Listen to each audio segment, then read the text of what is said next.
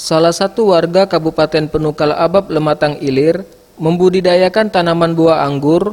Selain mengembangkan perkebunan buah anggur, bapak yang bernama Karel Darman yang akrab dipanggil dengan Mang Karel ini juga membudidayakan bibit buah anggur.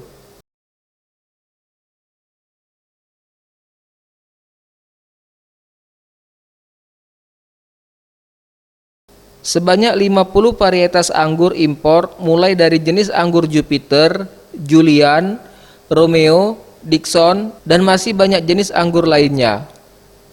Mang Karel membuat perkebunan anggur dengan memanfaatkan lahan kosong yang berada di kawasan rumahnya. Ia juga mengikuti komunitas.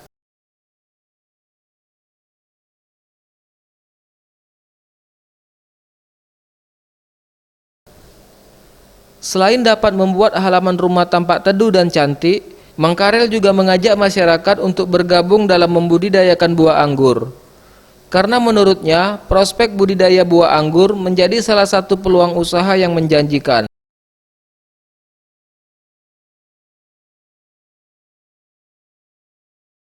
Puluhan varian ya. 50 varian import. Import bang ya? Import semua import. Cuma sebelumnya bang ada latar belakang bang kita bisa hobi kayak gitu bang? Hobi atau apa? Tuntutan sebenarnya tadinya yang beranggapan bahwasanya di Pali itu tidak akan bisa hidup.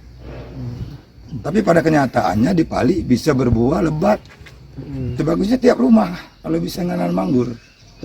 Jadi hijaukan Pali dengan tanaman anggur.